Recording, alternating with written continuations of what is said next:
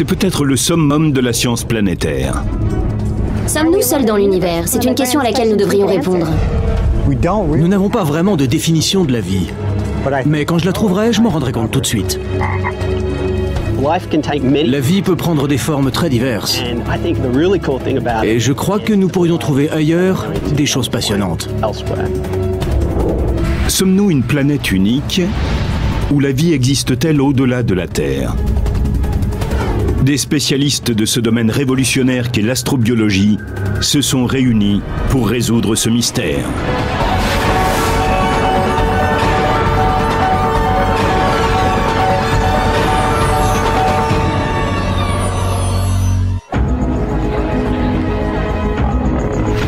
La vie est-elle rare dans l'univers? Ou l'espace est-il un zoo galactique qui grouille de toutes sortes de créatures? Tout le monde a une vision cliché des extraterrestres. Ils seraient de petits êtres gris avec de grands yeux et de petits nez. C'est possible, mais je ne le crois pas. Sur certaines planètes lointaines, il se peut que la vie soit très différente des microbes aux yeux ronds comme des soucoupes ou des monstres marins de science-fiction comme des raies manta galactiques. D'autres planètes abritent peut-être des organismes cybernétiques, à mi-chemin entre les créatures biologiques et les machines. Il y a un moyen de comprendre cette idée d'extraterrestre. C'est de tenter d'imaginer nos propres possibilités dans le futur. Peut-être l'humain possédera-t-il un jour les capacités de la machine. Je me sens déjà comme un hybride entre l'homme et la machine. Je veux dire que j'ai cet ordinateur portable que j'emporte partout avec moi et qui est vraiment comme un troisième hémisphère de mon cerveau.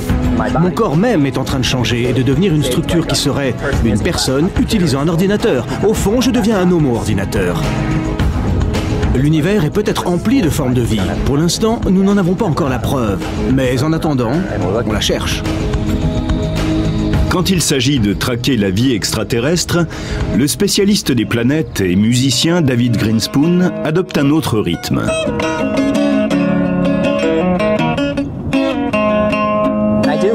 Je me demande si ces formes de vie extraterrestres feront de la musique ou quelque chose dans ce genre. Au fond, la musique, ce sont des ondes et des rythmes. Et cela correspond à la nature de notre univers.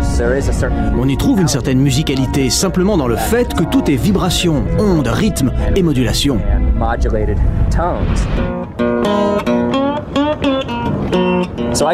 Quand je me laisse aller aux hypothèses les plus folles, j'imagine quelque chose comme la world music. Peut-être un jour mélangerons-nous nos cultures musicales avec celles des extraterrestres. Si vous parlez à plusieurs spécialistes, vous obtenez des visions différentes de l'astrobiologie. Mais beaucoup sont d'accord sur l'objectif. Nous voulons trouver des formes de vie ailleurs et en même temps, nous apprenons beaucoup sur l'histoire de la vie sur Terre. Dans le domaine de l'astrobiologie, le but de la recherche, qui est de trouver de la vie sur d'autres planètes, permet déjà d'imaginer l'évolution de la vie sur Terre. Un des grands mystères non résolus est la façon dont la vie a commencé sur Terre. En l'élucidant, nous pourrions avoir une idée de la façon dont cela a commencé ailleurs.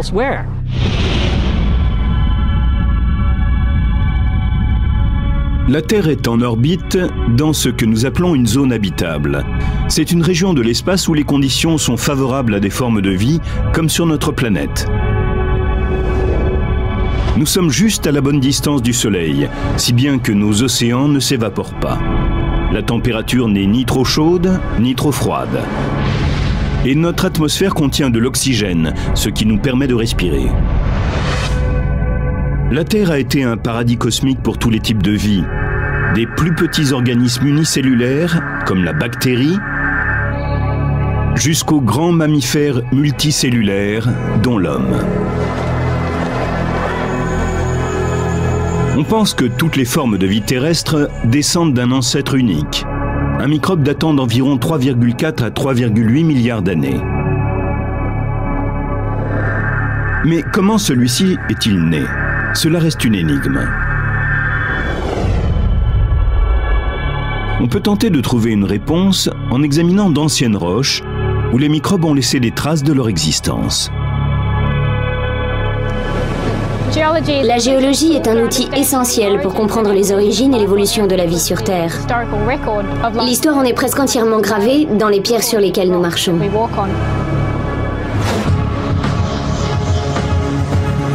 Pour découvrir les origines de la vie, la géologue Abigail Allwood n'a pas eu besoin d'aller beaucoup plus loin que son jardin. Dans la région du Pilbara, en Australie occidentale, on trouve certaines des plus vieilles pierres de la planète. Elles ont près de 3,5 milliards d'années. Dans le Pilbara, on trouve des pierres du début de l'Archéen qui ont survécu jusqu'à nos jours. Il y en a plusieurs groupes qui renferment les indices possibles d'une forme de vie. La Terre existe depuis environ 4,6 milliards d'années.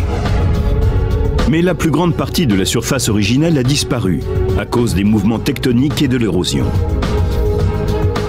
La croûte extrêmement épaisse du Pilbara lui a permis de résister à ces processus géologiques destructeurs. Le Pilbara n'a pas été trop affecté par le mouvement des plaques tectoniques. Les pierres sédimentaires sont prêtes à ce que nous interprétions leurs marques. Il y a également des pierres sédimentaires du même âge en Afrique du Sud. Mais jusqu'à présent, il semble que le témoignage fossile du Pilbara soit plus riche.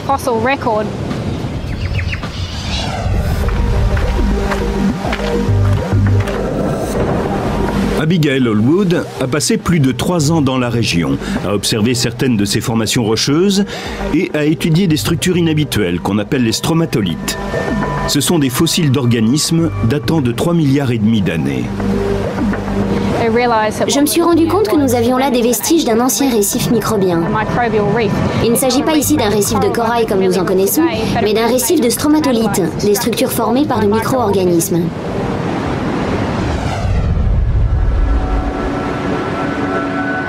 Les stromatolithes sont des structures rocheuses qui se sont formées au fond de la mer. Là, de fines couches de sédiments se sont accumulées en cônes, en dômes et sous d'autres formes au cours d'une longue période de temps avec l'aide de minuscules organismes. Le stromatolithe lui-même n'est pas vivant, c'est une structure composée d'éléments vivants. Lorsqu'on en découvre un dans un gisement fossile, c'est comme si l'on trouvait une empreinte de micro-organismes morts il y a longtemps. Il est rare de trouver des microbes fossilisés intacts dans d'anciens stromatolithes. Et sans cela, il est très difficile d'affirmer qu'on tient la preuve d'une forme de vie.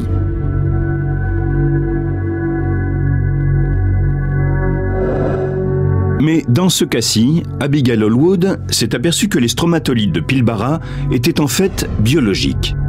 Elle a donc découvert les plus anciennes preuves de vie de notre planète.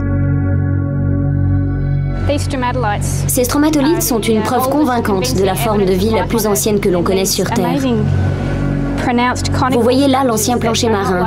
Ces structures coniques incroyablement marquées ne ressemblent en rien aux ondulations qu'on s'attendrait à voir au fond de la mer, où il n'y a pas de forme biologique. On pense que ce sont des stromatolithes, des structures sédimentaires formées par les micro-organismes qui vivaient à l'interface entre le sédiment et l'eau.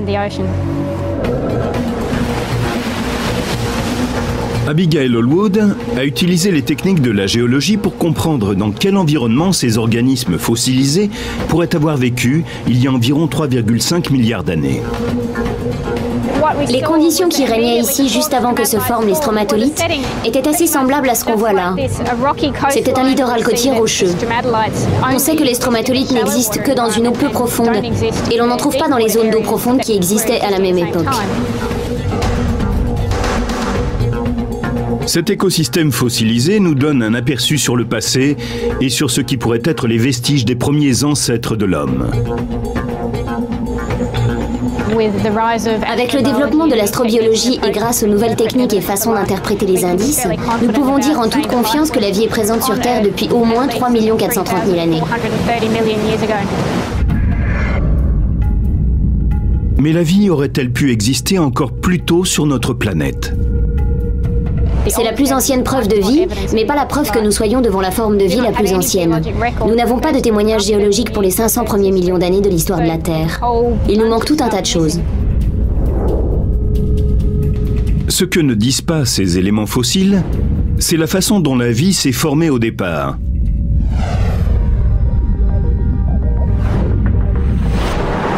Nous autres, humains, sommes des descendants de poussière d'étoiles. Il y a 4,6 milliards d'années, des débris stellaires ont créé de vastes nuages de gaz à l'intérieur du système solaire. Ces nuages gazeux ont donné naissance à des particules de poussière qui se sont agrégées et ont été entraînées à former de gros amas de pierre et de glace, les astéroïdes et les comètes. Au cours de millions d'années, ces objets sont entrés en collision et se sont réunis pour former des planètes, dont la Terre. Durant cette phase de bombardement, la Terre était un monde d'eau, chaud et toxique. Mais au cours de cette période instable, la vie a pu naître sous la surface de la mer, dans des fissures hydrothermales qui se sont formées près des volcans. Là, les éléments chimiques et l'énergie de l'atmosphère auraient amené la création d'un cocktail d'acides aminés qui sont les éléments essentiels de la vie. Une des hypothèses les plus répandues est que la vie s'est développée autour d'une fissure hydrothermale, parce qu'il y régnait des conditions particulières. On y trouvait une eau plus profonde qui offrait une protection contre les impacts. Un environnement d'eau plus profonde aurait été peu sûr pendant la période de fort bombardement. Mais pour l'astrobiologie, la question essentielle est où est apparue l'étincelle qui s'est emparée de la matière inerte pour la changer en matière vivante? Chris McKay est un géant dans le domaine de l'astrobiologie.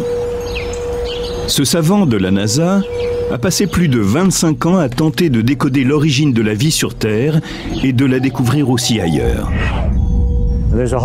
Il y a tout un tas de théories qui suggèrent que tout ce qui est nécessaire à la vie aurait été créé ici sur Terre. Ainsi, le matériau organique qui a donné naissance à la première forme de vie pourrait avoir été produit quand des éclairs ont frappé notre planète. Une autre théorie est que les composés organiques à l'origine de la vie n'ont pas été créés sur Terre mais y sont venus. Les comètes, par exemple, pourraient être une source d'éléments organiques, tout comme des météorites issus de Mars ou un astéroïde en train de chuter. Le matériau brut aurait été importé, mais la vie se serait développée sur place. Il y a encore une autre théorie selon laquelle les éléments organiques n'auraient pas seulement suscité la vie, mais l'auraient ramenée de l'extérieur. Nous ne savons pas laquelle choisir entre ces trois possibilités.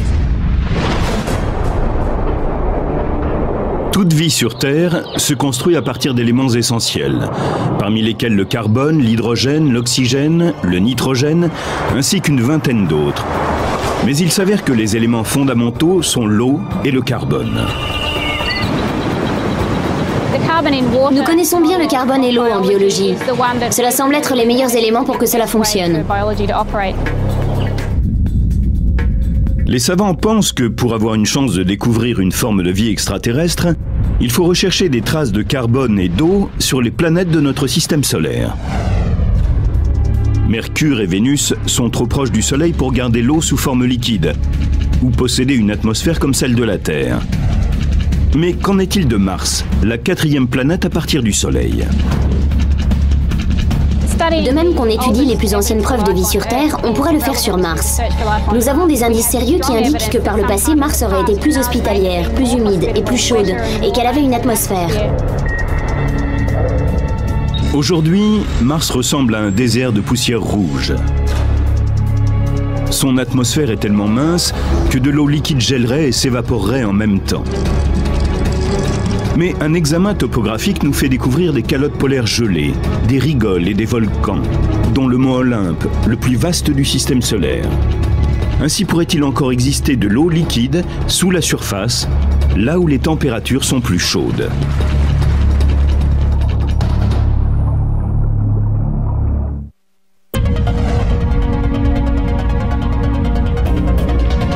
Les scientifiques pensent que la meilleure chance de trouver de la vie au-delà de la planète Terre serait d'aller voir juste à côté.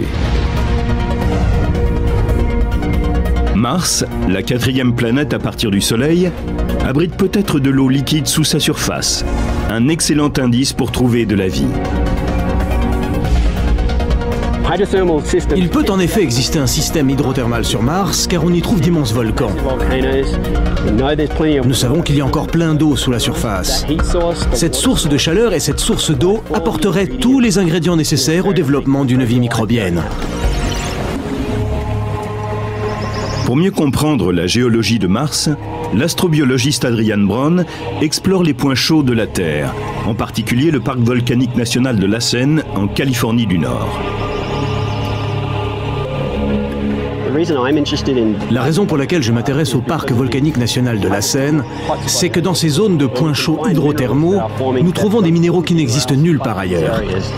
Les minéraux riches en sulfate que nous voyons ici dans les strates des collines constituent des zones que nous pensons analogues à Mars. Le fait qu'ils soient actifs encore aujourd'hui nous permet d'avoir une idée de la façon dont ils favorisent la vie. Des sources hydrothermales chaudes se sont formées près des volcans. À grande profondeur, la chaleur ardente des chambres de magma volcanique propulse de l'eau brûlante et dissout les minéraux dans les fissures qui courent sous la surface. Puis, ils font irruption à la surface même.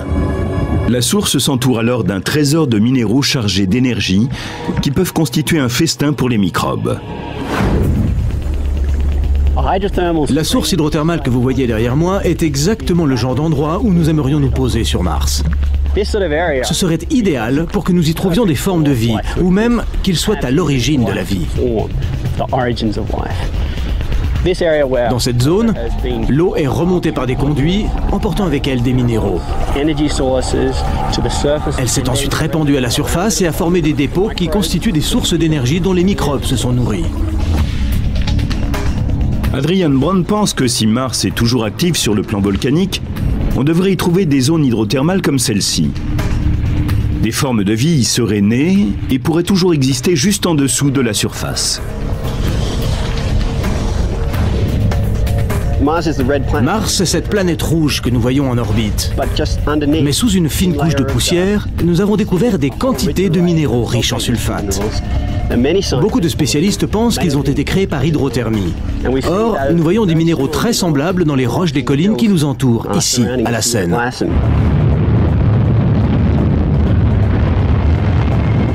En 2006, la sonde de reconnaissance de la NASA, Gravity Probe, arrive sur la planète rouge. Elle est équipée d'un spectromètre, le Compact Reconnaissance Imaging Spectrometer for Mars, plus connu sous l'acronyme CRISM. Cet appareil va révolutionner notre vision de la planète. À l'aide de lumière visible et infrarouge, cet instrument a scanné une preuve d'eau liquide ancienne dans Valles Marineris, un immense réseau de canyons tracé à la surface par le volcan du mont Olympe. Cette zone contient de nombreux dépôts hydrothermaux.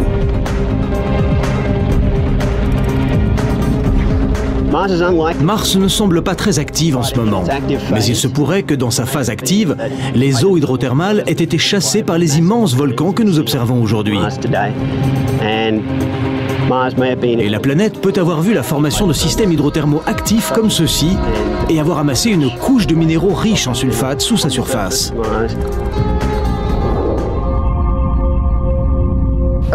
Au début, Mars était plus habitable qu'aujourd'hui. La planète s'est refroidie et elle est maintenant trop froide et trop sèche pour favoriser la vie. Donc, s'il y a eu de la vie sur Mars, elle n'est probablement plus à la surface. Elle pourrait avoir migré sous le sol, dans des zones favorables. La chercheuse Jennifer Eldman est elle aussi en quête de formes de vie sur Mars. Elle tente déjà de comprendre comment, sur Terre, des organismes microscopiques survivent dans des environnements extrêmes. Mais elle ne s'intéresse pas aux points chauds de notre planète. Elle traque la vie dans les endroits froids. En ce moment même, dans le parc volcanique de la Seine, nous observons les dépôts dénévés et nous nous y intéressons tout particulièrement parce qu'ils contiennent des algues. À la fin du printemps et de l'été, ils se colorent de rouge. Ces bandes écarlates sont en vérité des algues. Il y a de la vie dans ces névés. Nous étudions les conditions favorables au développement de l'algue des neiges et avec ces résultats, nous nous tournons vers les banquises de Mars et nous regardons si le même type de conditions pourrait exister sur la planète rouge. La mission de la NASA Mars Global Surveyor a découvert récemment des ravins martiens qui pourraient être des vestiges d'anciens névés. Nous les observons pour étudier ce phénomène. Ces névés pourraient-ils fondre, générer de l'eau liquide et peut-être créer des environnements favorables à la vie? Pour mieux comprendre les névés de Mars, Jennifer Eldman mène des expériences au parc volcanique de la Seine. Voici notre installation pour mesurer la température et la lumière à travers le névé. Nous utilisons cet équipement pour mieux comprendre les conditions physiques qui règnent à l'intérieur du névé et qui favorisent la survie de l'algue des neiges. Cet hiver, cet endroit sera complètement enseveli sous la neige. Aussi, avons-nous placé des capteurs sur ce poteau. Nous avons des détecteurs d'humidité ici et là. Ces petits instruments sont des détecteurs de température. Et au sommet, nous avons un détecteur de lumière qui mesurera l'ensoleillement. Et en bas ensuite, ici dans le seau, nous avons un indicateur de précipitation qui mesurera la quantité d'eau liquide qui traversera le seau. Les algues des neiges que nous avons vues prospèrent dans cet environnement difficile. Elles se plaisent à 0 degré Celsius et sont heureuses lorsque la lumière est faible. Elles apprécient la nourriture qui est pauvre dans le névé. Une fois que nous aurons compris ce qui crée les conditions favorables à la vie ici, dans le névé de la Seine, nous ferons des études sur les névés de Mars. Et si nous observons les mêmes conditions là-bas, nous pourrons nous poser la question suivante. Si les névés terriens sont propices à la vie, les névés martiens ne pourraient-ils l'être aussi ? Sur Mars, à côté des ravins, 2 grandes régions polaires pourraient aussi abriter des formes de vie. Le 4 août 2007, la NASA a lancé la sonde spatiale Phoenix Mars Lander. Après son arrivée sur la planète en juin 2008, elle a prouvé l'existence de pôles glacés. À bord du vaisseau, les bras robotiques ont creusé des tranchées dans les couches d'eau gelée pour voir s'il s'y trouvait des composés organiques, éléments constructeurs de la vie. Nous pourrions aller dans les régions polaires de Mars, forer dans la glace et relever des organismes qui sont morts. Ils ont été bombardés de radiation. Mais nous pourrions peut-être, en étudiant leur biochimie, les réparer et qui sait, les ramener à la vie. Mais si Mars contient de l'eau liquide, a-t-elle pu aussi abriter des vies animales plus importantes ? Pour trouver des formes de vie comparables à celles qui sont sur Terre, les scientifiques recherchent la présence d'eau liquide et de carbone. Ce sont les ingrédients essentiels de la vie sur Terre. Mais y a-t-il d'autres éléments indicateurs ? Certains pensent que la tectonique des plaques est nécessaire pour développer la diversité et qu'elles sont une protection contre les extinctions de masse. Sur Terre, c'est ce phénomène qui est à l'origine des continents. Sans eux, notre planète serait restée un monde aquatique et beaucoup d'espèces dont les humains n'auraient peut-être pas évolué. Mais la tectonique des plaques existe sur la Terre et non sur les planètes extraterrestres comme Mars. Comme Mars est plus petite que la Terre, il semble qu'elle est refroidie plus vite à l'intérieur, et cela avant que la tectonique des plaques ne puisse commencer. Heureusement, sur Terre, nous avons ce phénomène qui est comme un grand système de recyclage de notre planète. Il recycle les matériaux, l'atmosphère, ce qui est à la surface et en dessous. Mars n'a jamais connu cela. La tectonique des plaques permet à la Terre de connaître des températures modérées, car elle recycle les éléments chimiques et assure ainsi un volume de dioxyde de carbone uniforme dans notre atmosphère. Privée de ce phénomène, Mars n'a pas pu avoir la constance de la Terre. Elle a peut-être développé des conditions habitables, connu une vie multicellulaire complexe qui a disparu par la suite, parce qu'elle ne disposait pas de ce potentiel à long terme que la tectonique des plaques assure à la Terre. Les plaques tectoniques peuvent indiquer la présence d'une vie, comme sur Terre. Mais certains indices suggèrent qu'il pourrait exister un autre type de vie sur un satellite du Grand Seigneur des Anneaux. En 2004, la mission Cassini de la NASA a effectué des vols de reconnaissance autour de la géante gazeuse Saturne. Un an plus tard, le vaisseau spatial libérait sa sonde Huygens dans l'atmosphère de la plus grande lune de Saturne, Titan. Les images révèlent que Titan présente des caractéristiques semblables à celles de la Terre, telles que les cycles météorologiques et le volcanisme. Titan, la lune de Saturne, est un endroit très complexe avec des chutes de pluie, des fleuves, des saisons et une météorologie.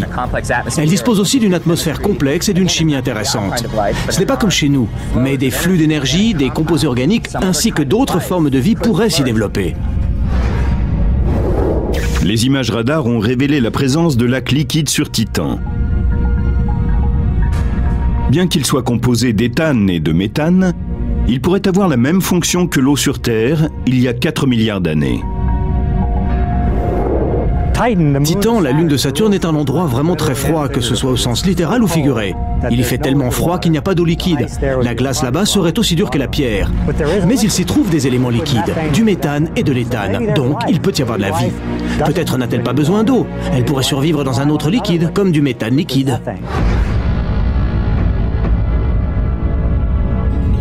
La température de Titan est de moins 183 degrés Celsius. Mais son atmosphère est riche en nitrogène, qui produit des hydrocarbures restant à l'état liquide à des températures très basses.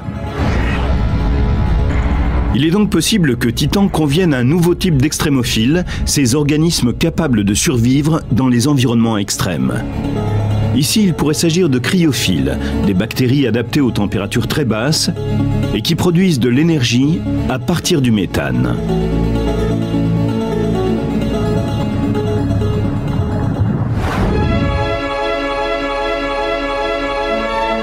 Chris McKay en a observé sous les lacs couverts de glace de l'Antarctique. Certains organismes vivent au fond de ces eaux. Leur activité biologique y a créé une zone privée d'oxygène, mais riche en molécules organiques comme le méthane.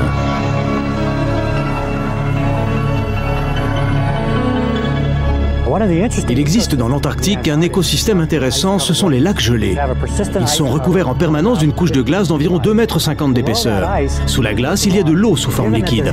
Il n'est donc pas surprenant qu'on y trouve des algues et des bactéries.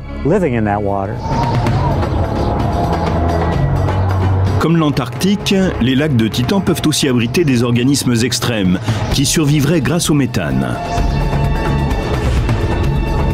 Et Titan n'est peut-être pas le seul satellite où il y ait de la vie. En 2003, la sonde spatiale Galileo de la NASA a pris des images d'Europe, le satellite de Jupiter. En les analysant, on a découvert qu'il y avait peut-être de l'eau sous la croûte gelée. Les scientifiques pensent qu'Europe possède un océan de plus de 75 km de profondeur. On y trouve aussi des signes d'activité volcanique. L'eau gelée pourrait être réchauffée au fond de l'océan par des conduits volcaniques jusqu'à devenir liquide. Cela favoriserait la production d'éléments chimiques nécessaires à la vie. Nous avons des preuves très convaincantes qui montrent que sous la surface glacée, il y a un océan, de l'eau et peut-être de la vie. Nous savons également qu'il y a des sources d'énergie possibles sur Europe. Tous les ingrédients sont donc là pour développer des formes de vie. Europe est recouverte d'une couche de glace qui peut atteindre jusqu'à 9 km d'épaisseur. Il est donc peu probable qu'un vaisseau spatial soit en mesure d'atteindre cette eau liquide dans un avenir proche. Il serait réaliste de lancer une mission vers Europe pour chercher une trace d'organisme qui serait remontée à la surface à travers les failles et s'y serait déposée. Ces organismes seraient morts, mais ils auraient eu une existence biologique que nous pourrions étudier. Notre système solaire est rempli d'endroits intéressants. Dans notre quête de la vie, nous ne devrions en exclure aucun avant de l'avoir exploré à fond, car nous ne savons pas exactement ce que nous recherchons. Grâce à de nouvelles technologies, les astrobiologistes ont élargi leurs recherches. Ils s'aventurent maintenant au-delà de la Voie lactée.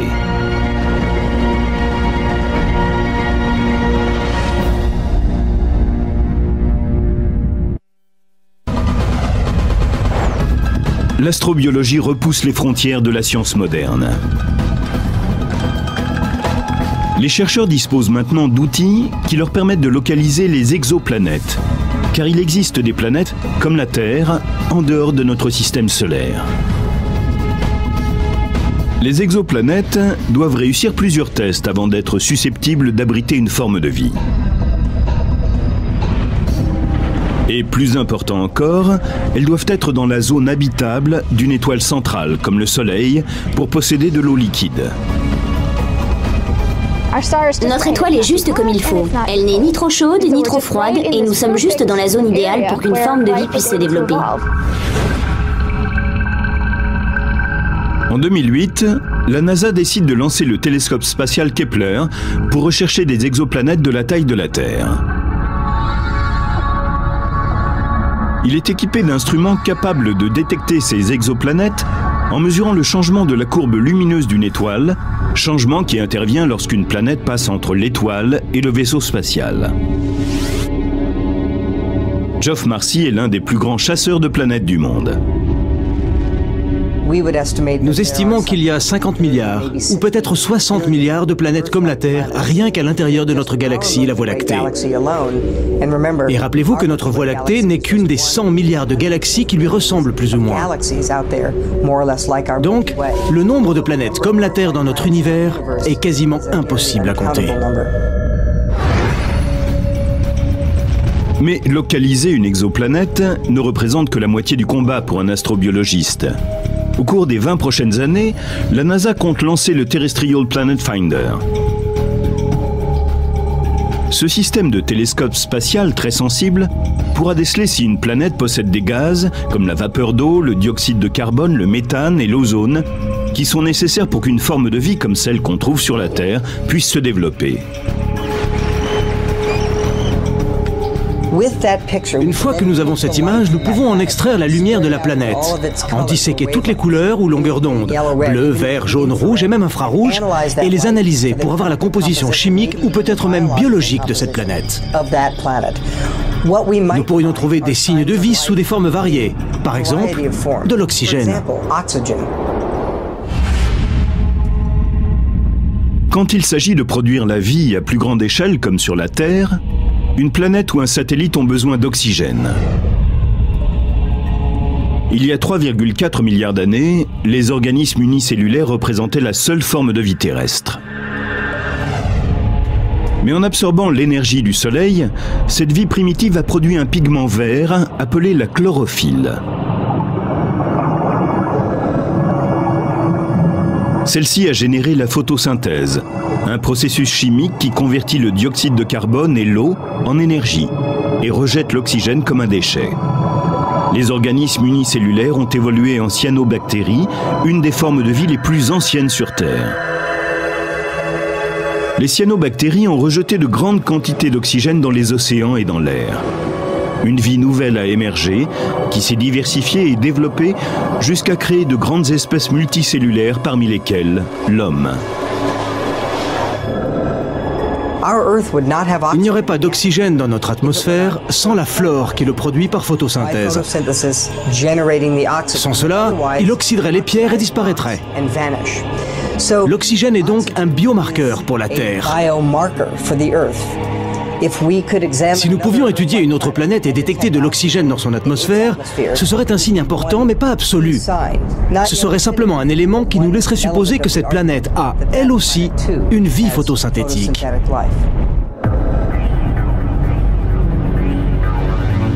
Au centre de recherche EMS de la NASA, l'astrochimiste Lee Babbitt et ses collègues cultivent sous serre des écosystèmes contenant de l'oxygène. On trouve souvent dans les sédiments boueux et sableux qui se trouvent à la surface d'eau hypersalée ou sur des plages calcaires, des assemblages complexes de microbes qu'on appelle des réseaux microbiens. Ce sont les écosystèmes vivants les plus vieux que nous connaissions sur Terre. Lee Babbitt veut savoir si ces microbes pourraient exister sur d'autres planètes, y produire de l'oxygène et permettre ainsi à la vie de se développer. Nous savons que c'est en commençant à produire de l'oxygène par photosynthèse que ces écosystèmes microbiens, en particulier les cyanobactéries, ont commencé à transformer notre atmosphère. Nous voudrions bien savoir comment cela s'est produit, comment a eu lieu la transition, comment ces microbes se sont adaptés et dispersés pour finalement donner naissance à autant d'espèces sur toute la planète. C'est important pour que nous sachions ce que nous irons chercher dans des endroits comme Mars ou d'autres planètes extraterrestres.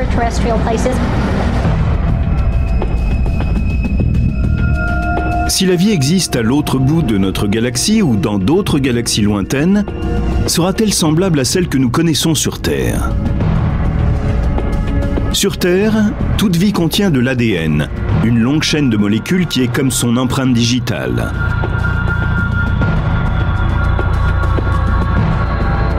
Elle permet à la vie de se reproduire et d'étendre ses activités. Mais existe-t-il des alternatives ? Ailleurs, peut-être la vie est-elle elle aussi basée sur le carbone et l'eau, mais sans avoir besoin d'ADN. Peut-être utilise-t-elle un type tout à fait différent de molécules pour stocker l'information. Ce serait très intéressant à savoir. Et pourrait-il exister une forme de vie qui n'aurait besoin ni d'ADN, ni de carbone, ni d'eau? Il se peut que notre planète soit finalement ridicule comparée à d'autres. Peut-être certaines sont-elles beaucoup plus avancées que nous. Certains de mes collègues en recherche astrobiologique cherchent des formes de vie que je qualifierais méchamment de stupides. Ils recherchent essentiellement des microbes ou quelque chose d'un tout petit peu plus grand. Certains astrobiologistes sont impatients de vivre une rencontre du troisième type, avec quelque chose d'un peu plus grand qu'un microbe. Ils recherchent une trace de vie intelligente, peut-être même plus intelligente que nous.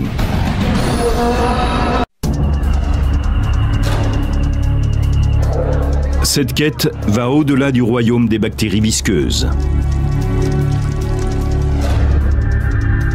Une équipe d'experts en astrobiologie veut établir un contact avec quelque chose de plus grand.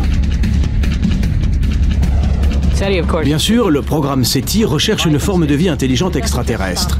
Mais elle ne doit pas seulement être intelligente, elle doit avoir également des compétences technologiques. L'Institut de recherche d'une intelligence extraterrestre, connu sous le nom de SETI, utilise la technologie radio pour capter des émissions de civilisation extraterrestre. Se basant sur le principe que les humains ont besoin de communiquer, on pense que des populations extraterrestres pourraient, elles aussi, vouloir diffuser un message. Nous essayons de traquer des signaux, soit des ondes radio que nos antennes capteraient, soit des rayons laser lumineux. Ils pourraient utiliser de grands lasers pour envoyer des ondes lumineuses dans notre direction. Je ne suis pas un homme, je suis un microbe. Je suis aussi Seth Shostak de l'Institut SETI, dont la mission est de comprendre la nature et l'origine de la vie dans l'univers. Je suis Molly Bentley, bienvenue à l'émission Sommes-nous seuls. Nous vous rappelons qu'il y a plus de formes de vie que celles que vous voyez dans un zoo. À l'Institut SETI, l'astronome Seth Shostak anime une émission de radio régulière qui est ensuite podcastée. Où est-ce qu'on fichera le camp avec ces microbes? Tu en as déjà pas mal sur toi. Mais écoutons les microbes extraterrestres. Shostak diffuse des informations scientifiques destinées aux terriens, aussi bien qu'à d'autres civilisations avancées qui auraient l'idée de l'écouter. Merci d'être avec moi aujourd'hui, Cynthia Phillips. Nous aimons tellement la radio que nous avons démarré une émission hebdomadaire. Et nous diffusons largement maintenant. Beaucoup de gens s'intéressent à SETI, parce que tout le monde s'intéresse aux extraterrestres, de même que tout le monde s'intéresse aux dinosaures. Les gens aiment ça, c'est tout. Nous tentons de profiter de cet intérêt, pour les mener vers des sujets scientifiques et technologiques plus vastes. Le SETI cherche à capter des signaux depuis les années 1960. Mais E.T. n'a pas encore fait signe. Ce silence a entraîné un certain scepticisme. Nous allons trouver de nombreuses planètes avec de la vie. Je suppose que l'intelligence sera rare et qu'elle ne sera pas semblable à l'intelligence humaine. Ils ne seront pas intelligents de la même façon que nous. Mais ce sera exceptionnel. Ça, c'est mon intuition. Les extraterrestres ne peuvent venir ici plus vite que la lumière, les lois de la physique ne le permettent pas. Cela signifie que depuis que nous émettons, disons environ 60 ans, il n'aurait pu arriver que d'une planète qui serait à moins de 30 années-lumière. Et il y a assez peu de planètes à l'intérieur de cette distance.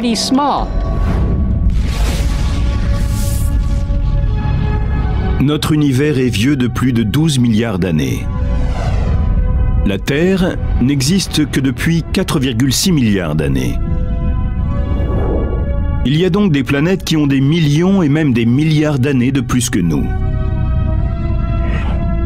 Et s'il existe des formes de vie au-delà de la Voie lactée, elles pourraient avoir des millions ou des milliards d'années d'avance sur nous.